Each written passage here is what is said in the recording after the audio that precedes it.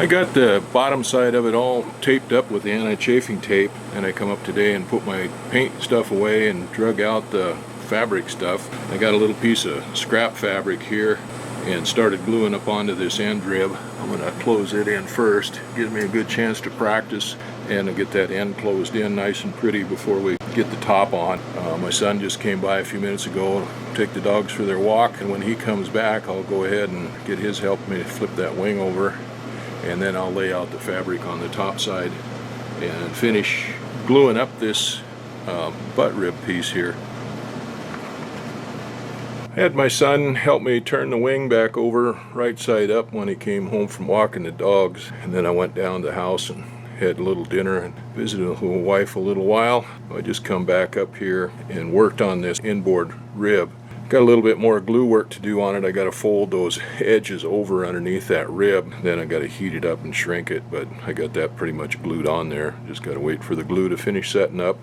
Well, then I've marked this leading edge of the wing here where I want to put the seam. I've got to go to town and get a chalk line.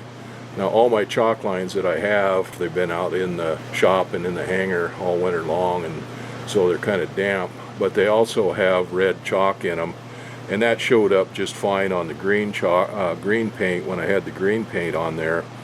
But with this pink orangish whatever with the poly brush on there, it's not going to show up against that, so I've got to go get another chalk line that I can put some blue chalk or white chalk. I have white chalk and I have blue chalk. Anyway, I got to go get a different chalk line that I can use to snap a line for that. Got to go in and get some more MEK too. Usually use quite a bit of MEK, and tomorrow we get the seniors discount at the hardware stores. That stuff's $50 a gallon, so 10% on that is $5 off. So buy a couple more gallons of that. That saves me $10. Well, it's 11:30 now. Time to go to bed, I guess, but that's only 10:30. So yesterday we set it up to daylight savings time, and it would have been 10:30 on before daylight savings time. So anyway, it's not quite as late as what I'm up here a lot of times, but that's enough for one day anyway. Well, the freezer would decide to kick on just about the time I decide to start recording here, but that's all right. Got this inboard end rib down here all installed, all glued down, and I took the iron and tightened it up, and that is pretty good. That looks really good. This one doesn't have the penetrations on it that the left wing had. It's still going to have still going to have the two penetrations here for the fuel gauge, and then one each back here for the fuel tank, and then there's a penetration here for the aileron control cable. Oh no, that's up here. Nothing back here. And then I got a wire coming out here for the nav light, and then there'll also be a penetration here where the comm radio antenna goes. Well, anyway, I'll worry about those later. Right now I've got this all on, tightened up, and that's all glued down just beautiful. And I laid out the fabric here on the wing to length and cut it off, folded it up. Had to wait for the stores to open today to go to town because I wanted to get a new chalk line, a chalk box. And then when my son came out, had him and my wife come up and help me snap the chalk line here on this. I just came out a little bit ago and laid out the fabric on here and started gluing it up, and I got the leading edge of it all glued down. It is looking good, and it's draped over there, and then I went over the back of it and just kind of made spot welds with the glue along that trailing edge on the top side of it, because tomorrow when my son gets here I'll have him help me flip the wing back over bottom side up, because it's easier to work on that cove. It slants this way in away, and it's easier to work on it if the wing is upside down. And then I've got to work with the iron down there on the wingtip to get it to fit around that wingtip bow. I have to work on it with the iron here to get it over this edge. Not too bad here. And then once you get that done, then I can lay out the fabric for the bottom side, get it laid out on there. That'll be glued up. We'll have to mark this line again, this chalk line here again, both of those, and then that fabric will wrap around this leading edge up to here, and glued down underneath there, and then we'll do the same thing on it. We'll wrap it over the top and glue it on the trailing edge. Anyway, we got all that to do, so got this much done. That looks pretty good. I'm happy with that. It's 20 after midnight now, so it's time to quit for the day. Go back down to the cabin and get ready for bed. I got that top skin glued up here on the front leading edge last night, and that looks pretty good. I'm going to have to go over this edge right here with the iron and get it smoothed down, but otherwise it went on there pretty smooth, pretty nice. So I got glued it down for 2 inches, a little over 2 inches, and got a nice straight line on there. We snapped the chalk lines on it yesterday, one on the right here, and then one 2 inches up. So that turned out pretty good. Now I'm going to have it glued on down here to this outboard aileron rib, and then the curve starts on here, and we're going to have to heat shrink that around that curve to get that on there. But before we do that, the next step is to get it set up on here on this aileron and the flap false bars. And that's kind of the difficult spot because this false bars here are concave. Anyway, there's a cove in them right here. So this fabric goes up and around this corner here, and then it's not a natural fit in there. It's got to go in like that, so it's got to be glued on there pretty good to stay on there. And then the bottom fabric has got to come over and lay on that. When we flipped the wing over this morning, got my son who tried to help me snap a chalk line on there, but it didn't really work very good because there's so many different angles on this. We got the aileron hinges sticking out here. We come down here onto the flap false bar, and it changes geometry here. Snapping the chalk line on there didn't work very well, and I got to make sure and get enough of that fabric coming up here on this cove that it glues on there and sticks down real well. Going to be the challenge now. That's the next step here, is doing that. Oh, here's a end panel on there, still looks pretty good. This will come around that and be lapped over that and glued on. Actually, no, it won't, because this gets cut out here in this fuel tank bay, and then it gets glued on here to these edges right here and into that second rib, the outboard fuel tank bay rib. So this is what we're going to start today, is gluing here onto this cove. But before I do that, I put a piece on here on this outboard aileron rib trailing edge section here. I started that and glued that on there the other day when I put that inboard rib section on, and I'll glue that on there so that makes a nice neat joint there. That one's always a hard one to fit up. We got compound curves and corners and everything else in there, so that one's kind of tough to fit up. So I'll get that all done, get it glued here onto the false bars, and then we'll work on doing the wingtip bow, getting it heated around there. I have to use the iron to heat form that around that wingtip bow. So I showed this stuff when I put the other wing together. This is what I'm using to glue the fabric on with. It's Polytack. It's a vinyl adhesive. This is what it looks like. Of course, it got solvent in it. You spread it all on everything and then work the fabric until it works through the fabric, and this is what it is, like this. See how that's pretty tough. So all of it that you use on here is the same thing. This is the Polytack that you use for glue. Polybrush just goes on thinner, and it has, I forget what it is, it has some kind of powder put in it, mixed in with it, that makes it a little cloudy, and that's for fire retardant. And then it's got iron oxide in it to make it that pink color.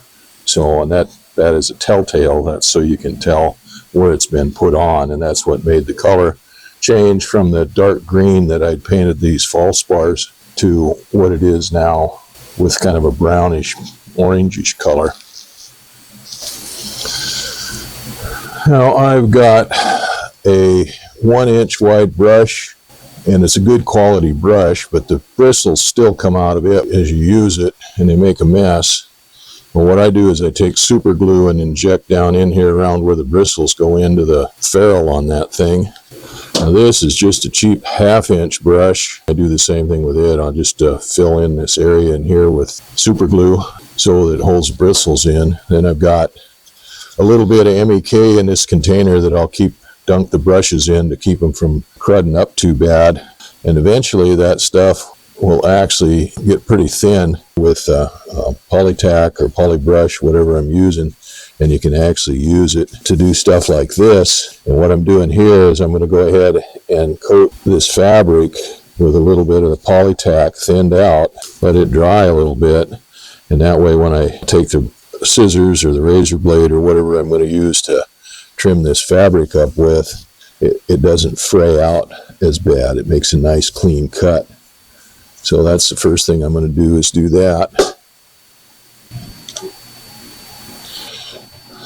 Well, my wife got me this roll-around cart here several years ago from Napa to use in the hangar for putting my tools on and stuff to roll around in, and when I was working on a plane and a car and other things. And it's pretty nice, but I didn't really like it as well as I would have hoped for that.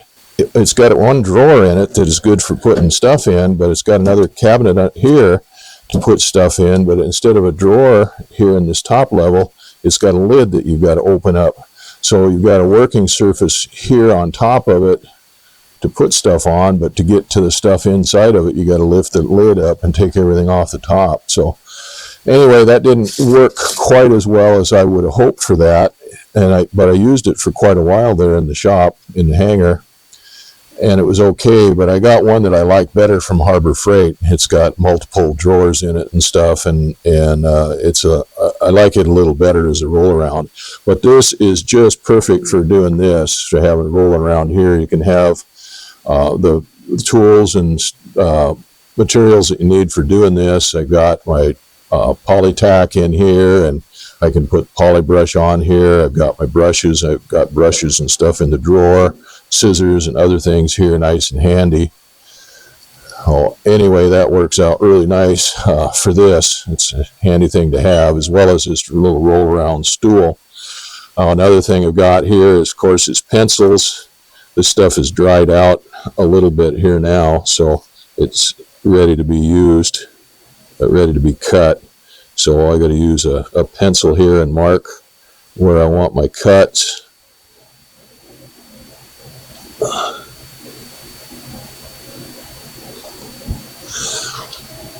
Now this stuff has had, I've been doing a few other things here while I was doing this, but this stuff has had time now to set up, and it makes it a lot easier to trim up here with that Polytack. Even Polybrush or whatever in there will make it a lot easier to trim up and make a nice, neat cut on there without having a bunch of fraying issues.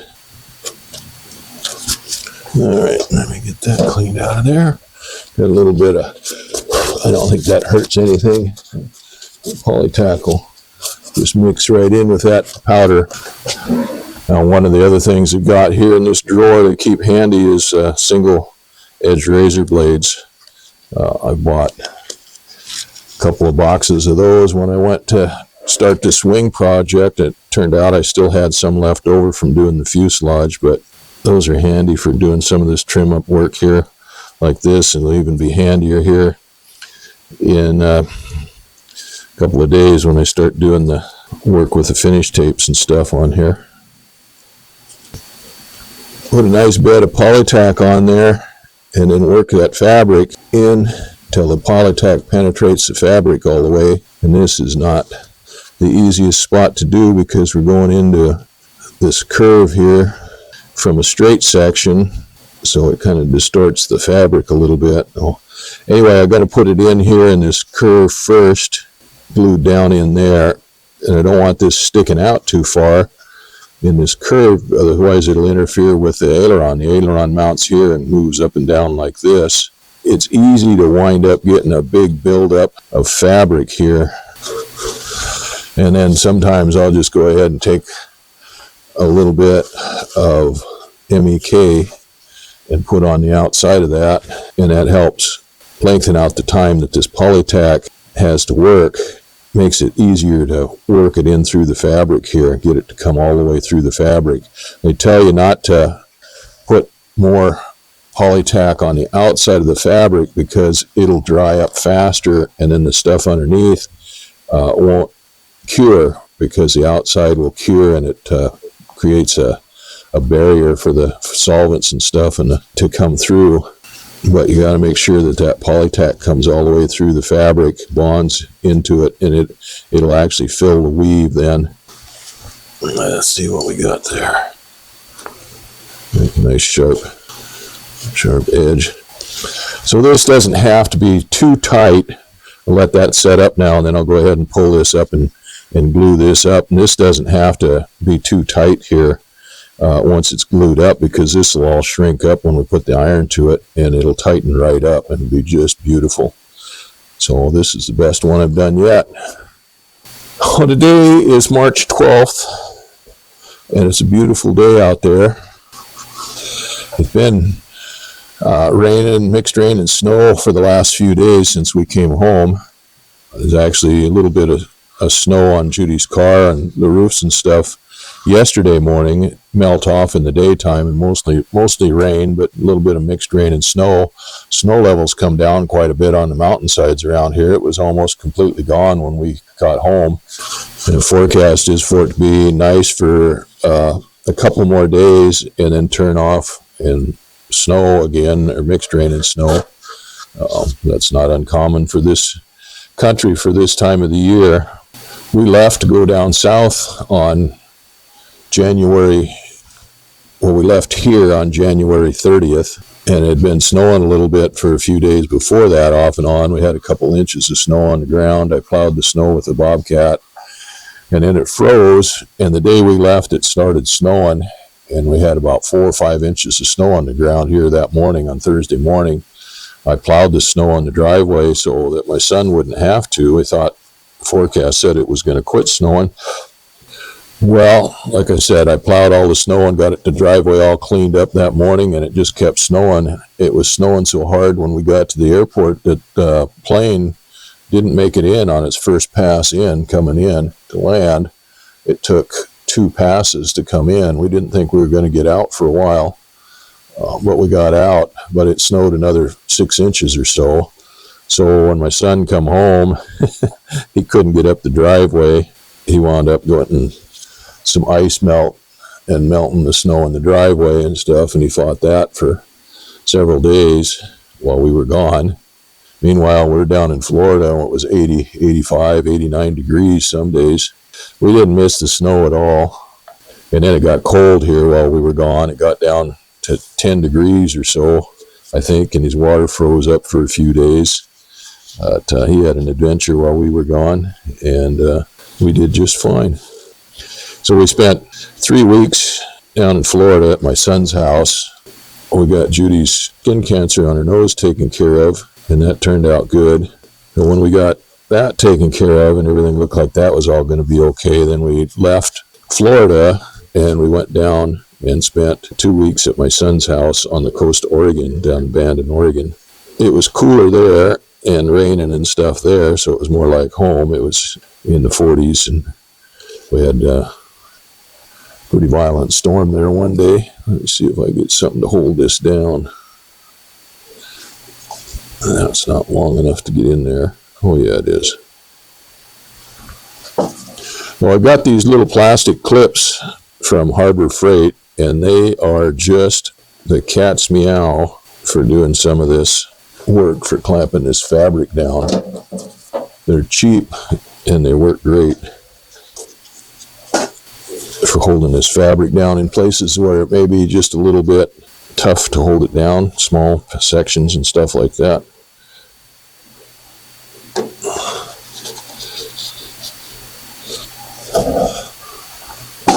So we've got a little joggle right here where this comes over the cap strip of this rib, and then there's a fairing here, a former for the fabric, and it acts as both a former for the fabric and kind of a doubler for the this rib here adds a little strength this way for the rib. Now somebody will just tell me that that's just a former for the fabric, but two things can be true at the same time.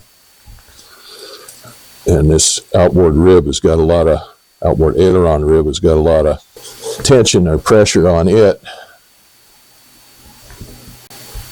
On this outboard edge here, because you got no support, it sticks out here past the false rib quite a ways. Then you've got the wingtip bow out here, so it's kind of supporting the end of this wing here on this outboard end.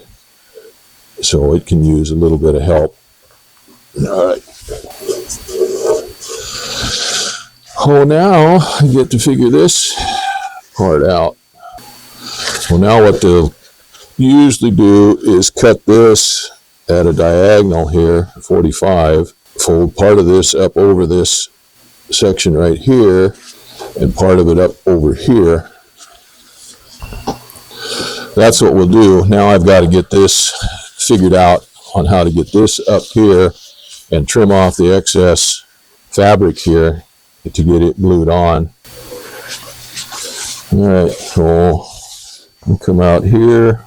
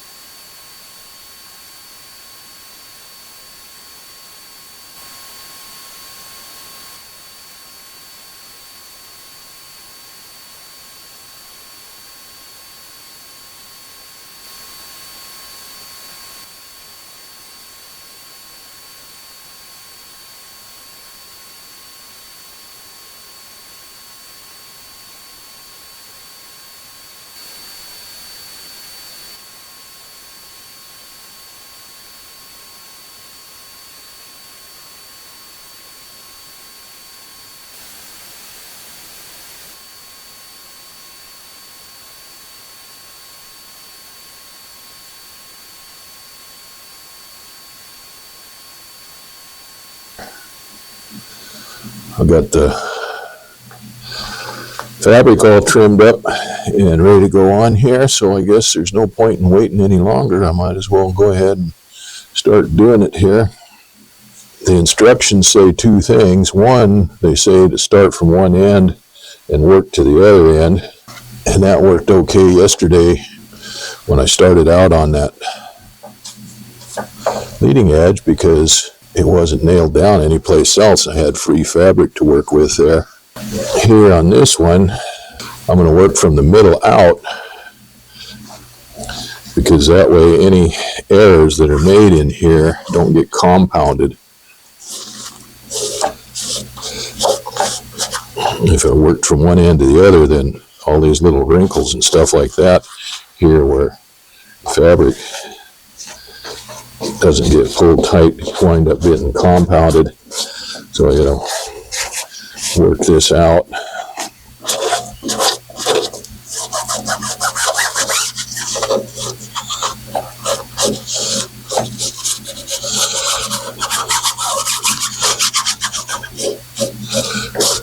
I got a pretty good area here. I'm going to go ahead and glue this whole thing up, which means there's a lot of surface area here for the glue to be on. You gotta work that through.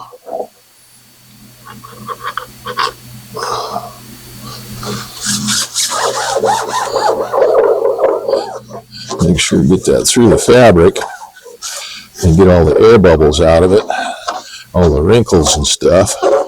Work the air bubbles out to the top up here and try to get as many wrinkles out of there as possible.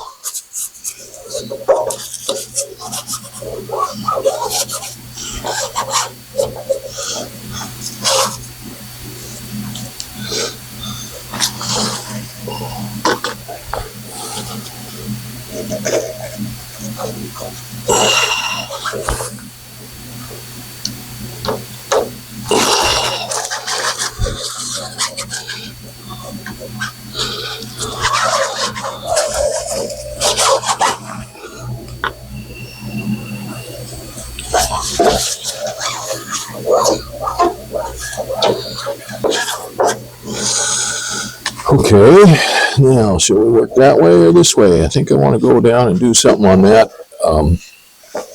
one down there. So we'll go ahead and work this way.